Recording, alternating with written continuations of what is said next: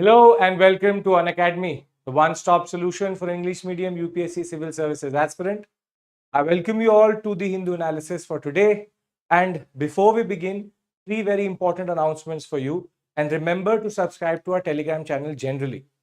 So the first thing is that if any student was not able to become the part of the Unacademy family because of any reason, now you have the best opportunity, specifically if it was monetary, the best opportunity to join us with 24,999 54 rupees per day for a 15th-month subscription. Manzil 2024 was a very grand event in which we basically celebrated all our toppers.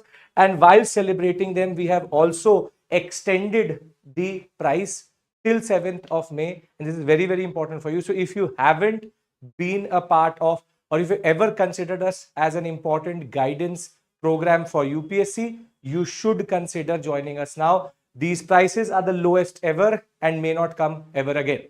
After this, two very important announcements for you. First, we have Sarmad Sir's fourth session. This is the Conquer Prelims Phase 2, where he's discussing current affairs on YouTube. This is happening at 7:30 every day on the Unacademy IAS channel on which you are right now. You should subscribe and press the bell icon so that you don't miss any notification. And as part of our ongoing phase 1, which is static, the second session for history will happen today at 6 p.m. on the Unacademy app as part of the special session. All the links to the descriptions to all of these is given in the description box.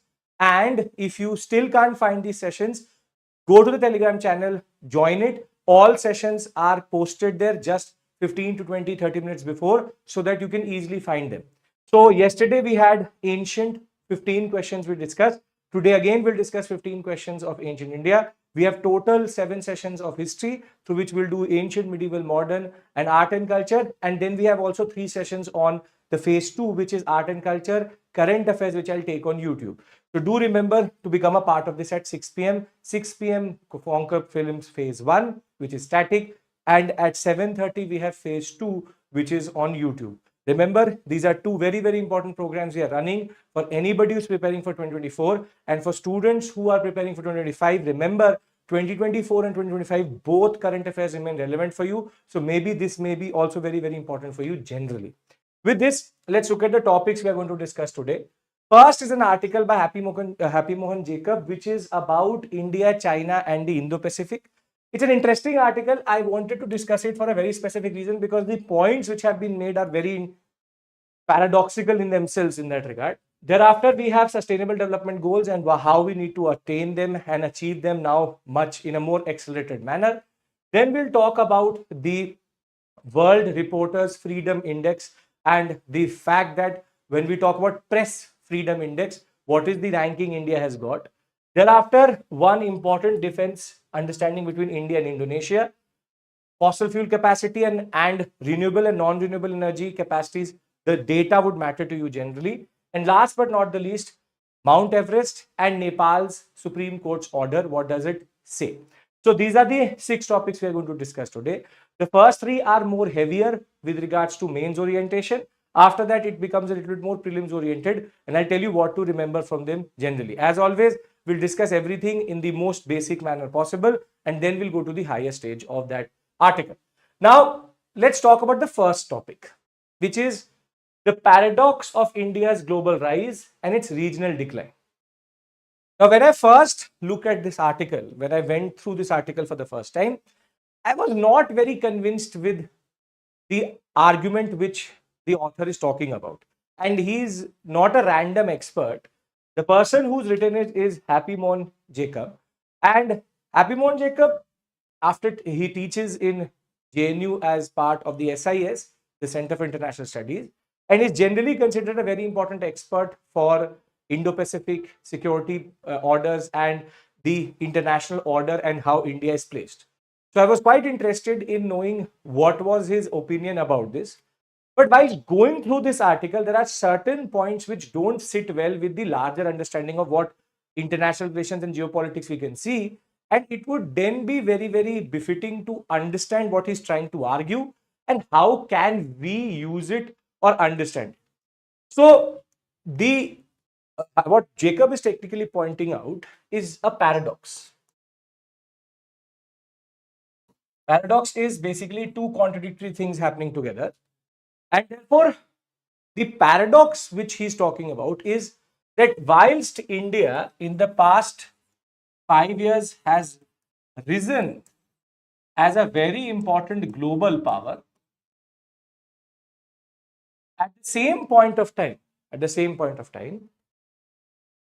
as a regional power, India has lost its position vis-a-vis China. And this is the point which doesn't actually make sense, which is that he's talking about, and he uses the word very properly. He talks about an absolute rise and a relative decline. Relative decline. Which is that on the one hand, India has emerged as a very important power, as a proper power in absolute terms.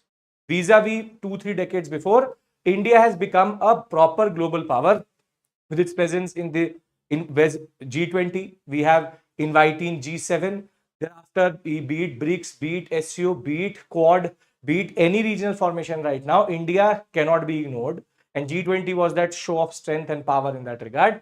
So, in absolute sense, there is an increase in India's power. However, what he argues is this absolute increase has also been accompanied by a relative decline. Relative means not in proper terms, meaning from 100 to 0, relative to China's presence or relative to China's influence in this region. There's a decline in India's influence or soft power in this sector.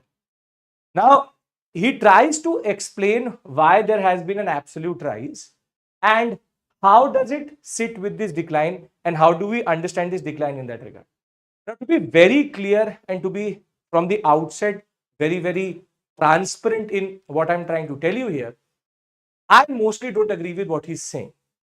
And any geopolitical expert, as of right now, will actually not agree with him, because what absolute rise he's talking about is actually not leading to a relative decline, but rather a relative strengthening of India's position maybe in the last 5 years. I'll give you an example. I'll simulate it to you. But first, for the sake of argument, let us try to understand what he's trying to argue in that regard. So he is saying that there's an absolute rise in India as a global power and there's a decline of India's position as a regional power in South Asia and Asia specifically vis-a-vis China. Now, how does he explain this absolute rise? He argues that when we talk about Asia, when we talk about the Indo-Pacific, which is the strategic zone between the Indian Ocean to the Western Pacific Ocean itself, what used to be there was that there used to be proper American presence. So the United States of America used to be the absolute power here. Its presence was quite prominent and it used to exert a lot of influence in this area. What he's arguing is that the USA has over the years withdrawn as a power. It is slowly but surely removing its presence from the Indo-Pacific itself, and that left a power vacuum. And within that power vacuum, what happened was China rose. So China's presence in the Indo-Pacific became extremely prominent because the US started to withdraw from this sector and China started to emerge as a very important one. Now, what he argues is that India's regional presence, which used to be very, very high, now India is ready to be accommodated as a global power in order to counter China. So basically, the argument which he is pushing is that China's rise in the Indo-Pacific in turn allowed the US and its allies to allow India to become a counter to China, and therefore India has emerged as a global power not because of its diplomacy, not because of its politics, not because of its soft power. Just because US wanted to withdraw, China had entered, India needed to now be created as a counter to China. So therefore, he is not even giving agency to India to becoming a global power. Here again, he's talking about how China was the reason why US and the allies allowed India to become a global power.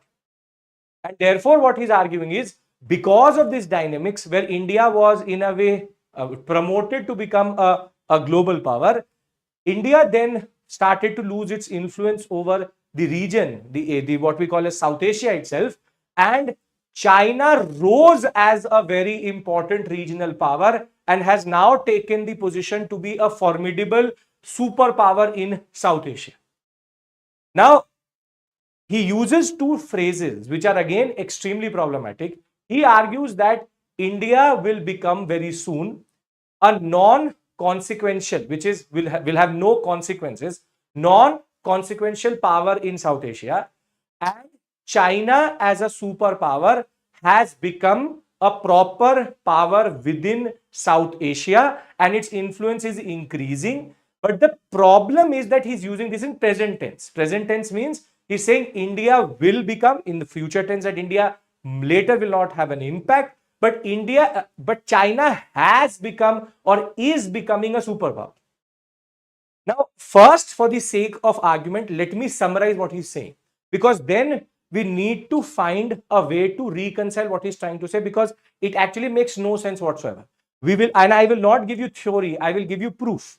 See, he is saying that India's rise as a global power, which has been in absolute terms, has in turn be because US left Indo-Pacific sector, and that in turn led to China becoming a very important power. So India was allowed to become a global power. Therefore, India's absolute rise as a global power is because of America leaving this sector and in turn China becoming very important. Therefore, India was treated as an enemy, as a counter to China itself, and that in turn has led to India becoming a global power. At the same time, he's arguing that with this rise of global power, there's an issue in regional, which is as a regional power, maybe in the SAARC nations, as with regards to our neighbors, China has become a very important power and we have relatively lost our position with our neighbors. And that is what he calls as the paradox of India's global rise and its regional decline. That is why the way he is arguing is that India's regional decline has been countered by or has been simultaneously happening with India's global rise. Now let's try to decode everything based on what we call as the concept of examples and evidences. We will not do conjecture. We are not here to make big statements which have no base. Now let's try to understand first thing. Let's try to understand USA. The first thing which he argues is because the Americans left the Indo-Pacific sector, that allow India to become a regional power, from a regional power to a global power. Now, if you look at the geopolitics as of right now, and America's interest in Quad, in AUKUS, or any other multilateral, what we call as partnership in this sector, America has rather not left, but has become even more integrated into Indo-Pacific politics. And there are two very simple examples of this, which is Australia, UK, and the US partnership over submarine technology, which we call as AUKUS. And on the other hand, we have Quad as a very good example where India and America, along with Japan and Australia, are trying to counter China in this sector.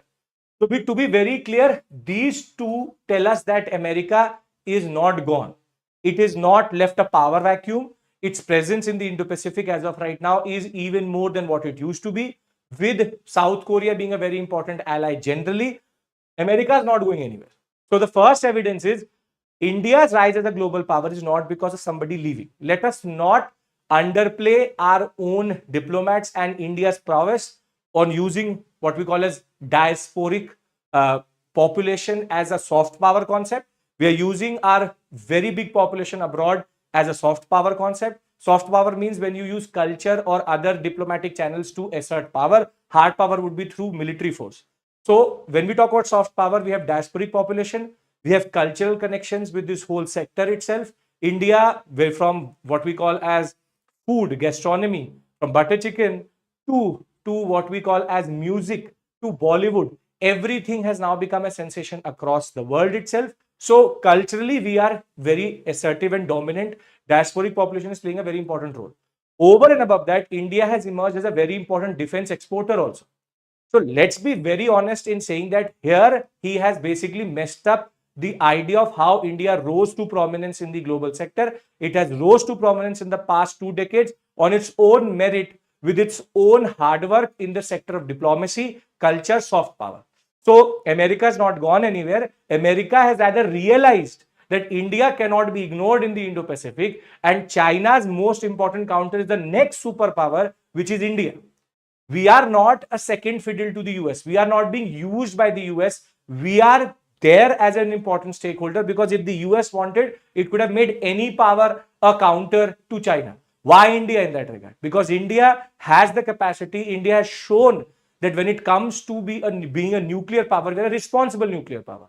We are having a better presence in the blue waters. We are having a better presence as a navy. We are having that technology to counter China, both culturally and as a hard power concept itself. So let's be very honest. The reason why he's given that India has risen to be a global power is actually incorrect. It is not just because America has left. America has not left the Indo-Pacific. And to be very honest, you are all UPSC aspirants.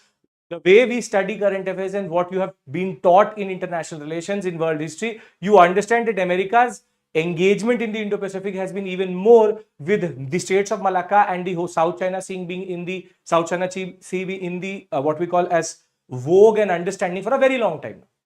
So the first premise on which we basically destroy the argument is that what are you saying? America is still in the Indo-Pacific. The second thing which doesn't sit well generally with the argument of what we understand of geopolitics is that he's talking about China becoming a superpower in the present tense. That it has emerged as a superpower. It is emerging as a superpower. It has not. China, maybe we can argue that is now started to decline as a superpower rather than rising as a superpower. See, in the past 5 decades, if I take it after the Second World War being over, China became a very important player because it was an ally of the USSR in the Asian sector. And its height of power can be seen in the One Belt, One Road initiative, or what we call as a string of pearls concept.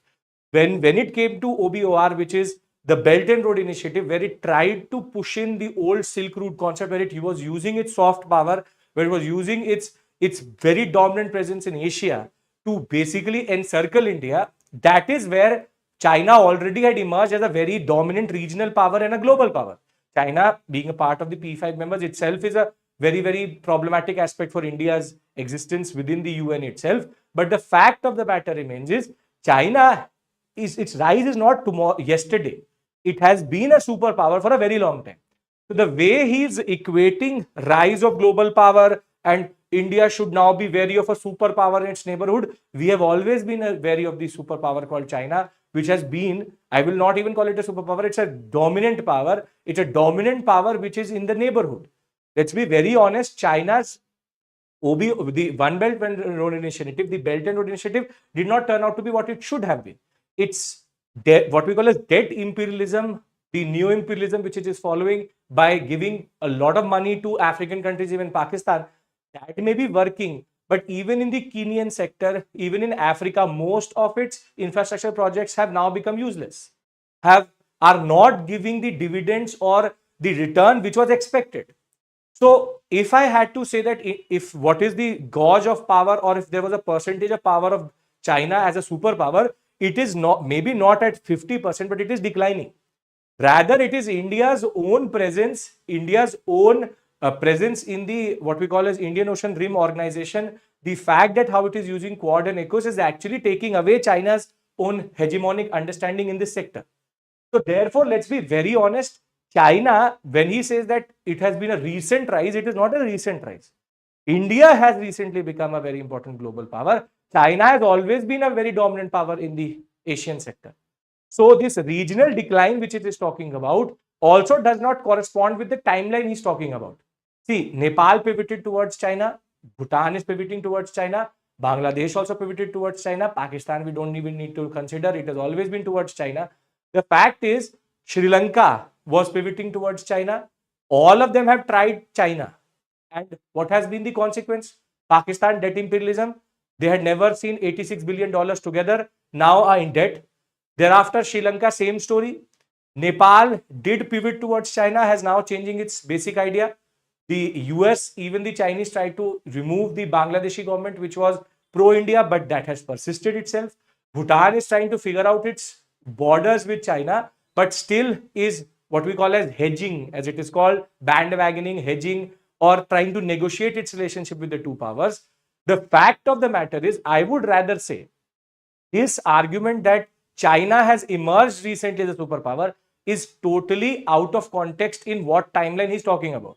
Rather, China had been a superpower and now with India's rise is getting a proper fight over exports. India's Make in India initiative from the Apple factories moving out of Foxconn, moving out of China into India with our PLI scheme, with we becoming the most important manufacturers of most of the, not if we are not manufacturers of chips, but at least we are now emerging as a very important electronic zone. So let's be very honest, the timeline is not fitting properly. So this article I really wanted to avoid. I wanted to avoid talking about it because it really made no sense. But what I'm trying to argue here is I am doing this so as to basically refresh your memory with regards to Indo-Pacific politics and South Asia. Now, the third thing which does not sit well is how he's creating a dichotomy between global and regional, which again makes no sense. See, if India becomes a more dominant global power, it strengthens its position in the region. Rather, he is saying it declines its position or it is losing its position in this region, which makes no sense. Think about it once, that if India emerges as a very dominant regional power, it cannot automatically become a global power. But if it is a global power, it automatically starts to dominate its region. So when we talk about South Asia, why did nobody take India seriously? For example, in the past 10 years, there have been pivots away from India.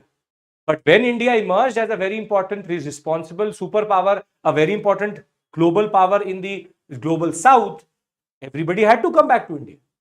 So this paradox he's talking about is rather complementarity, which is global rise leads to regional rise also. It can't be the other way around. Yes, we are not engaged in SAARC, or that is a useless organization for us because we have the biggest irritant in it, which is Pakistan. Yes, we are not engaging with BIMSTEC. Yes, we are not engaging too much with SCO. But SCO, the problem is China and Pakistan both are sitting together. BIMSTEC, see, India has been climbing a ladder. For us, initially, regional power was very, very important. We used SAARC, we used BIMSTEC. Now, if we become a global power, why do we need to engage with our neighbors when they automatically have to engage with us? So, the analogy which he's using itself is in a way flawed because there is no dichotomy, rather complementarity. India's rise as a global power will make it more powerful in the regional politics rather than weaker. And India losing to a rising China, there is no rising China. China already rose. It is already a dominant power. India used to rather struggle against these irritants, China and Pakistan. And now we have that position to argue against China and Pakistan. The fact of the matter remains is that we have emerged as a global power center, and that in turn strengthens our position in the region itself. So let me try to summarize everything in a better context. See, his argument is India's rise as a global power means it will decline as a regional power. It has been declining. It will become non-consequential. It will lose everything in absolute terms. Absurd, but that is his argument. The reason why India has become a global power is because the Americans left, therefore India got the space to rise, and therefore India has emerged as a global power. Now, this is again an absurd argument because it puts the agency for India's right not in India's hand, but in China's and America's hand. Now, the argument which you should remember, and that is what we are why we're doing this article itself, is please understand this point. First and foremost, the US has not left the Indo-Pacific. US presence in the Indo-Pacific is equally what we call as integrative approach. It is equally there as it was previously. Maybe it is not engaging with the UK and the French with regards to certain islands, but it is engaging with India and Australia and Japan as a very important stakeholder in countering China. Countering China is important. Let's be very honest about that. And the Americans are very, very serious about that matter. Thereafter, the second thing which you should remember is the fact that China's rise as a superpower is not recent. It has always been a superpower because of the fact that it had USSR help, and it was a much stronger country when it came to defense support and generally supplies, and it is a P5 member. And therefore, let's be very, very clear, China's presence was always a problem for India. India always wanted a counter to China, and that was not something which has happened in the past 10 years. India needed an answer for the past 50 years. Now, the third thing which you should remember is that global power of India, or the global rank of India, the global prowess of India is not paradoxically having a dilemma for India itself when it comes to regional power or regional politics. Regional politics and global politics go together. So therefore, if India becomes a more dominant global power, even if it is not paying attention to the politics of the South Asian sector, it will automatically gain quite a lot out of being a global power. So if the Americans cannot ignore India, how can Nepal and Bangladesh ignore India? That is where again the argument which is being pushed, maybe whatever it may be the agenda of the article itself, does not sit well with what we understand of geopolitics today. So I am not saying that you have to outrightly criticize or you don't have to pick up anything. This article, because it was talking about this regional and global dichotomy, you should as a UPSC aspirant understand that it is not a dichotomy. If you go by historical context, if you go by geopolitical context, if you go by international relations, there is no dichotomy in these two aspects. They are complementary to each other, and maybe the premise on which this argument has been based is problematic. So I hope that now this article actually makes sense to you.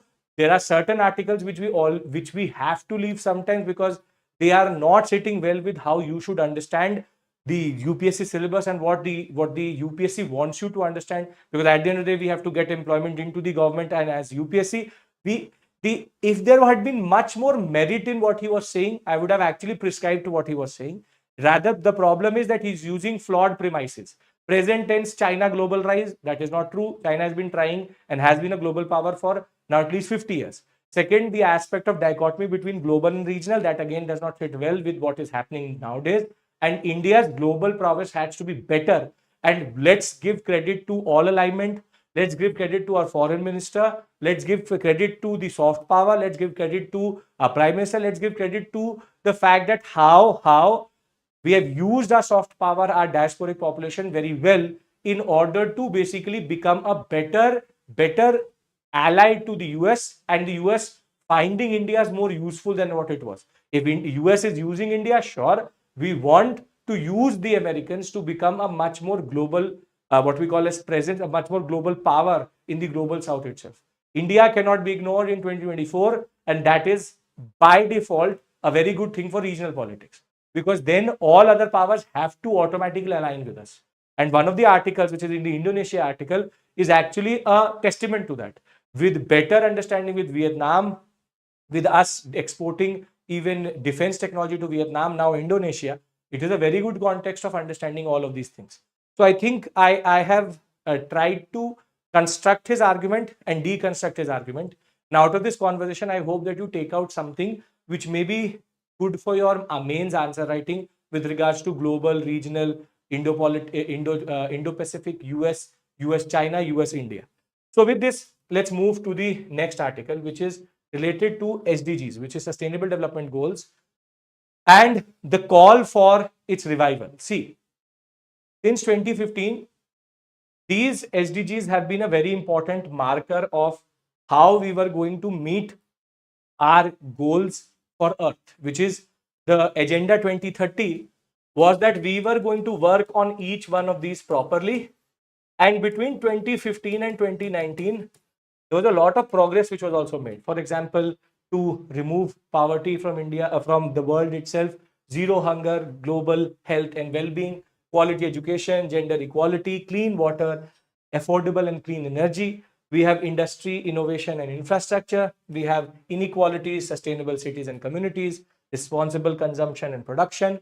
Over and above that, climate action, very important, SDG 313, which is life below water, life on land, peace, justice, and strong institutions, and partnership for goals.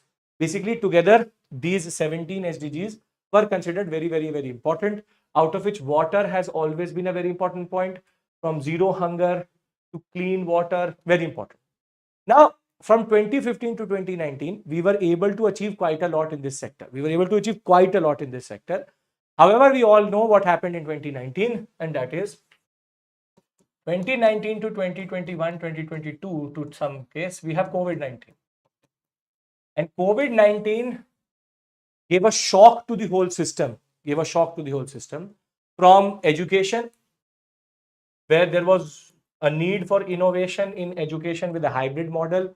To some level, everybody had to move very quickly to a digitized method.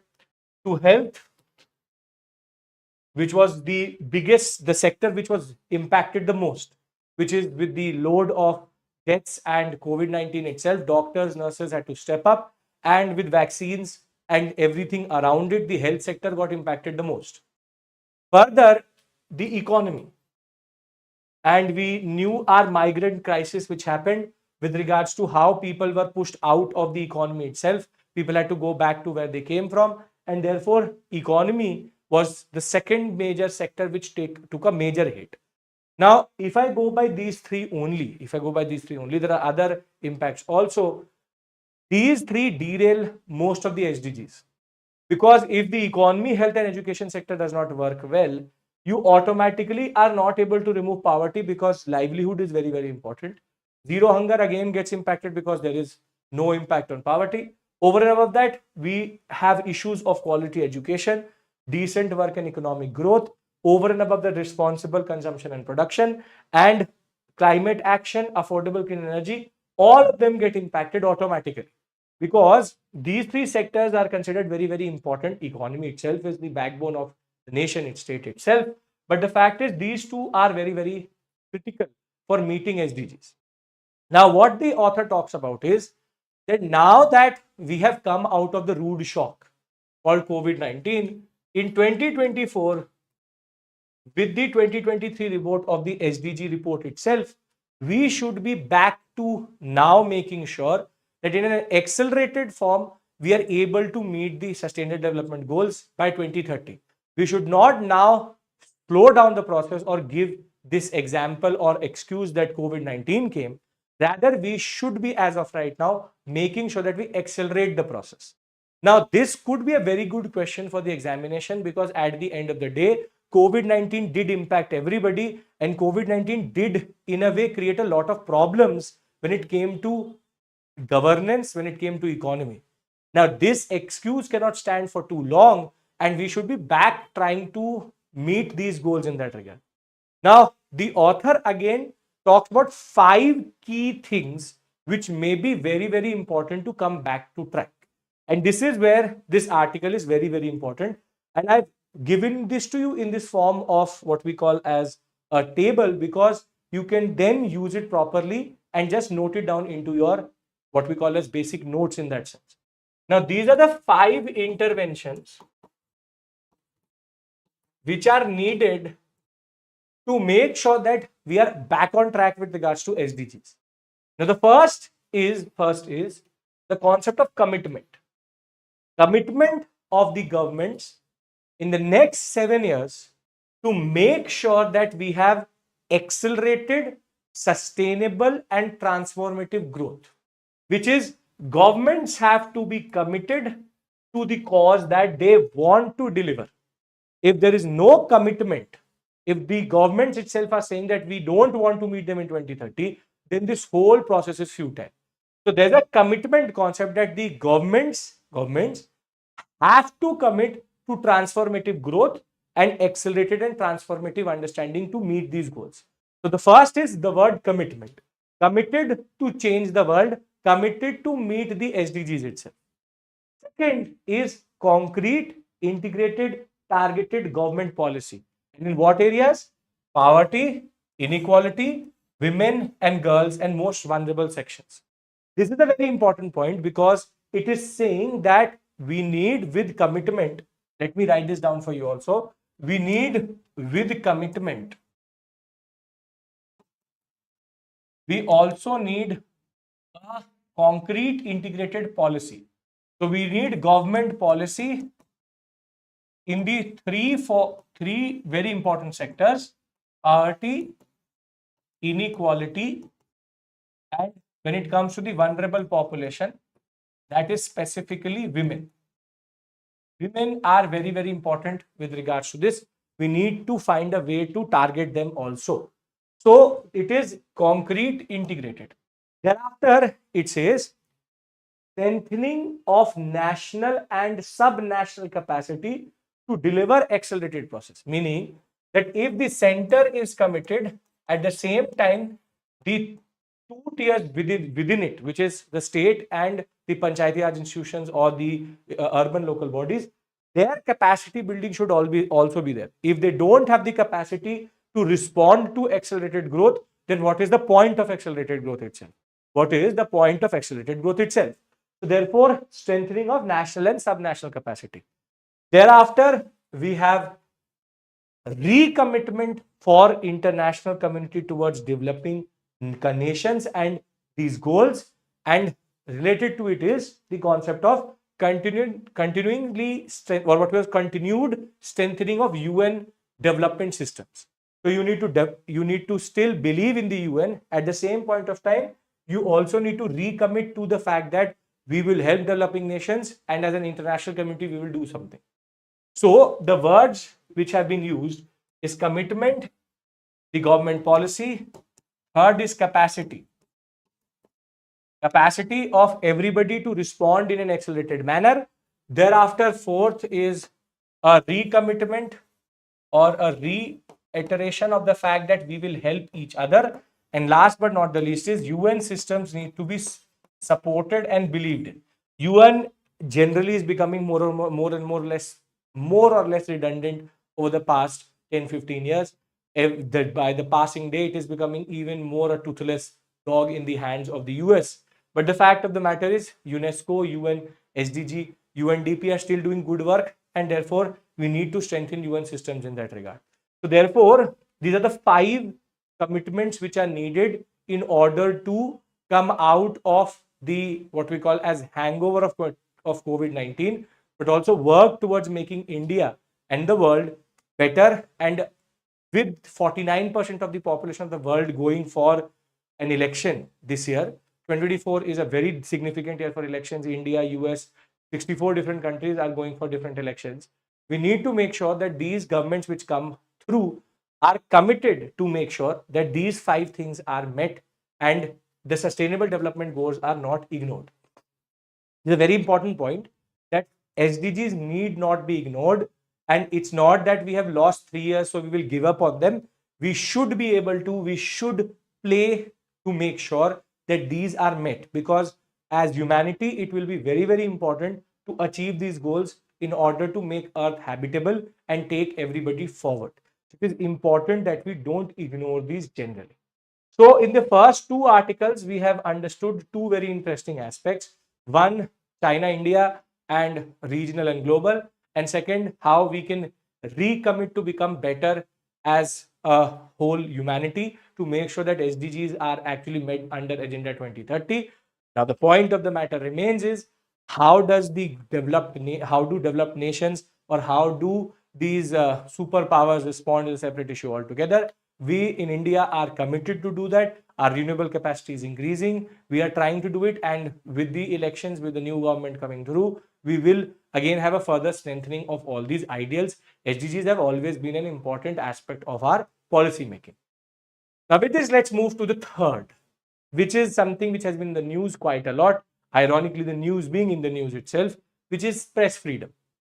So we had the World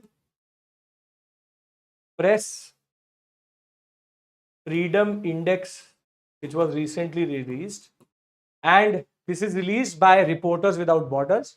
The Reporters Without Borders,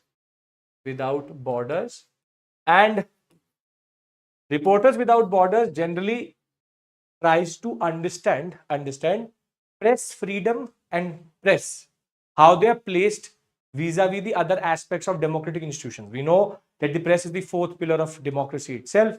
The fact is, World Press Freedom Index, when we talk about India, in a way it has fell from 36 index points to 31, though whilst falling in the what we call as the year on year points which were given to each and every indicator, we have improved our ranking. From 161 last year to 159 this year. Now, this has not happened because India has improved. Obviously, it hasn't improved. The bigger number it is, the better it is. India has rather improved it because other countries have gone below it. Now, as a UPSC aspirant, you should know what are the indicators which are used, because that comes in the prelims examination, and then the larger issues of press freedom and how there's a whole conversation about it in India as of right now. Now, first things first, you should remember World Press Freedom Index is which organization is the one which releases it? It is Reporters Without Borders. And second, what is the basic idea? We have improved our ranking from 161 to 159, but our what we call as points, the indicator points which were used has fallen from 36 to 31. Now, what are the indicators? See, these are the 5 indicators on which India is marked, or every country is marked to get the ranking. One is political, second is legal, then it is economic, socio-cultural, and security, meaning the security of the press, the political pressure on the press, legal framework to protect them, economic and socio-cultural context in which how much economic freedom is given to the press itself, and socio-culturally what is the perception of the press generally. Now, according to this report, India has fallen in all categories other than security from 36 to 31, and though we have not performed very well in this, first two as it is always the Scandinavian countries. You have Norway and Denmark, and thereafter last two is Eritrea and Syria being the last one. Now, what is more interesting is America has also fallen in this. The ranking has decreased, it has become worse, and India has improved its ranking because of other nations going down. So when we talk about any of these 5 indicators, in India, let's be very honest, we're a young democracy. The press is always under pressure in all of these contexts. In the sense that politically, obviously, there's a pressure when it comes to coverage, when it comes to government outlets. But India is not China, at least, and Russia. Let's be very honest. We can talk about random terms which have been given to the press in India. Yes, there is a certain favorable coverage for A, B, C, D, but at least our press is not like Russia and China, where there is proper indoctrination and brainwashing. India has, like multi-party system, multi-press institutions. When one will be giving a positive, there will be somebody who will be talking about the negative. So India has press freedom, surely. Yes, it is not at the level of these Scandinavian countries or the developed countries. And as it is, it would never be, because they don't have issues. In the sense, they are a very homogeneous population, very stable economy with very, very stable growth. India is a young nation coming out of the colonial context, has multi-ethnic struggles, multi-ethnic conflicts. We have issues related to religion, we have issues related to caste. We are unity in diversity, but we have diversity. There will always be somebody who is saying something. There will always be questions regard to press freedom. If somebody is a mouthpiece, someone else will always talk about against it. It's not that press has died in India, but press, when we talk about it, yes, political pressure is there. And yes, we would have gone down there under this. See, The press has to survive. And the point of the matter is, why is the political pressure so much? Because of economic and socio-cultural. See, the press needs to give its employees money. The reporters, the editors, all of them need livelihood.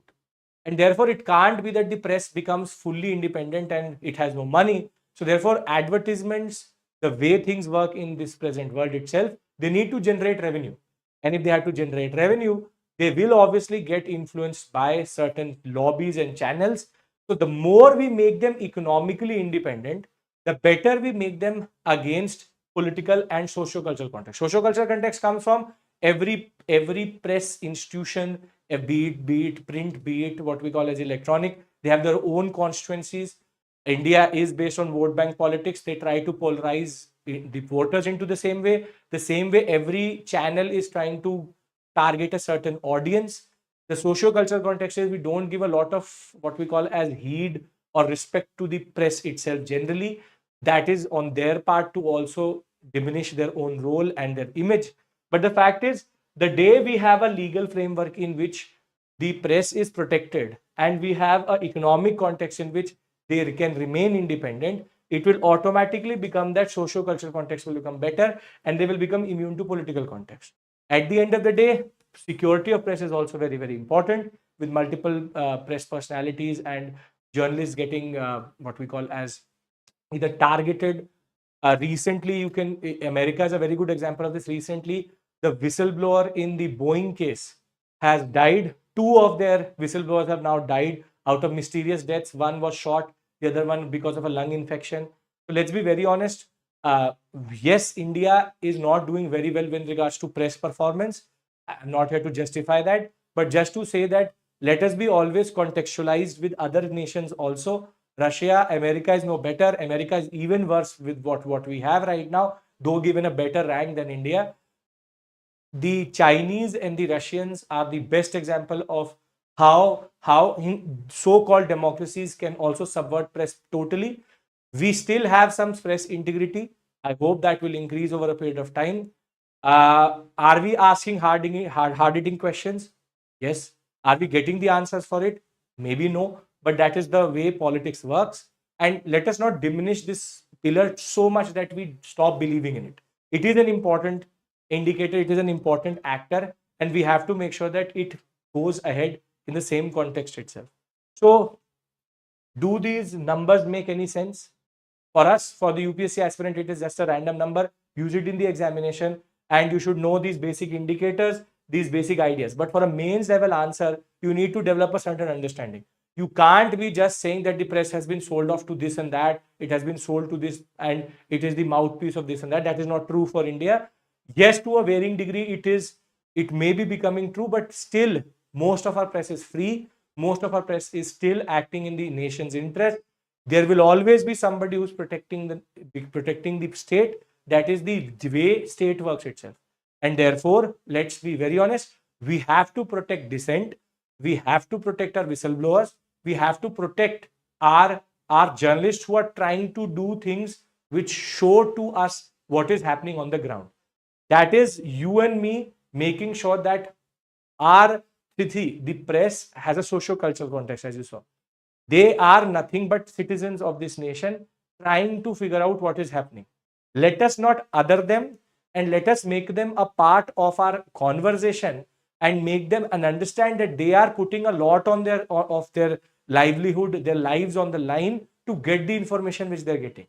Yes, there is a dilution of the RTI. Yes, there is a dilution of the press, but we need to be as citizens of India have to stand by the press and say that no, we give you the space to say what you want to say, and therefore there will always be good and bad, positive and negative. We have to make sure that we have that one, maybe a journalist, maybe an organization, something which can talk about the real hitting facts.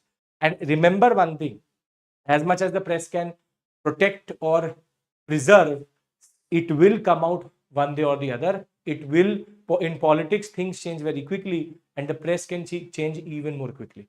So let's be very honest, democracy needs the press. Press freedom is very, very important, but let's not be too critical to say that we have reached to the Chinese or the Russian level. Yes, we are at the stage of certain forms of indoctrination.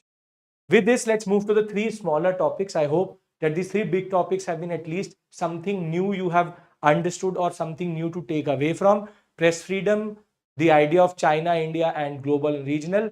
And the last but not also least, the concept of how SDGs cannot be ignored now. India needs to work to make sure that we are getting that also. Last but not the least, the smaller topics. First is India and Indonesia. This is testament to what I spoke in the beginning itself, which is with regards to defense, with regards to maritime security, and with regards to cooperation at the multilateral level. India and Indonesia have gone into an understanding. This is important because Indonesia and India can together be a formidable alliance to control the South China Sea and the Indo-Pacific, because Straits of Malacca and the Andaman sector, the whole of the Bay of Bengal, Arabian Sea and the Indian Ocean can be controlled if both of these nations go into a good understanding with regards to defense. So there was a lot of conversation with the Tata Advanced Systems, with Mahindra, with other stakeholders, DRDO, to give certain form of equipment to the Indonesians. And this is a good direction we are going into. We are becoming a net defense exporter in the Asian sector, which is very, very significant because that makes us a better ally with everybody. And India has to become a very important cogwheel of Indo-Pacific politics in that regard. And three areas they have found a way of cooperating. Thereafter, we have another important but very small topic, which is related to fossil fuel capacity. Now here, you have to remember the trend. Remember, see, India's fossil fuel based power generation capacity has increased by 2.44% to 243 gigawatts in the year of 2024. Previously, it was at 237. So from 237 gigawatts, fossil fuel based, non-renewable based energy capacity, power generation has gone up. But what is even more significant is there has been a 10.8% increase, and this shows India's commitment to the SDGs itself. 10.8% growth in the non-fossil fuel renewable sector, where we have increased from 172 gigawatt to 190 gigawatt. And for us, the fact of the matter is the increase in the capacity of nuclear power from by 8.81 gigawatt and 6 gigawatt in the previous sector. Nuclear is emerging as very important. Though solar has been identified previously also, nuclear is also emerging as very important. So remember, if there's a trend-based question which says India's non-renewable energy capacity has outstripped the renewable energy growth, then the statement is incorrect. India's renewable energy growth has outstripped it is 5 times more than what we are doing in non-renewable, but the number you can see is very big, 243 and 190. So we are reaching to that point that we may be able to meet in the next 10 years the renewable and renewable energy capacity at the same, which is if by 300 gigawatt, we can reach 300 gigawatt here also. So that way is very, very significant because it gives us a new insight. And that insight is that we are increasing both non-renewable and renewable, important for our energy security. And we should give credit to how we are using crude oil capacity and how we're using the geopolitics right now of Russia, Ukraine to get more and more out of that relationship. Now, the last thing which we have to discuss, as again a very small topic, is Nepal and Mount Everest. Now, we know that climbing the Mount Everest has now become like a joke, and we have multiple foreigners. You would have seen multiple memes and even what we call as videos in which there is a line which goes down 3 kilometers to just reach the summit of the Mount Everest itself. Mount Everest climbing used to be a very difficult task, but with the Sherpas and with how the Nepal government has created a certain ecosystem around it, it has become easier than what it was. It is still very difficult, but it is easier than what it was. But the problem is with more and more humans reaching the summit of the Mount Everest, it creates an ecological problem because all of the tents, all of the waste, all of the fecal matter, all even dead bodies, there are multiple mass graveyards in the Mount Everest of climbers who were not able to reach, and it is easier to go up than to come down. When you're coming down, you're more exhausted. So therefore, the deaths happen actually coming down from the Mount Everest. And because of that, there has been an impact on the ecology of the Mount Everest generally. And therefore, the Nepal Supreme Court has now ordered, after multiple petitioning, that they will, this is out of the international edition of the newspaper, that they will now put certain quotas and the number of permits will be reduced.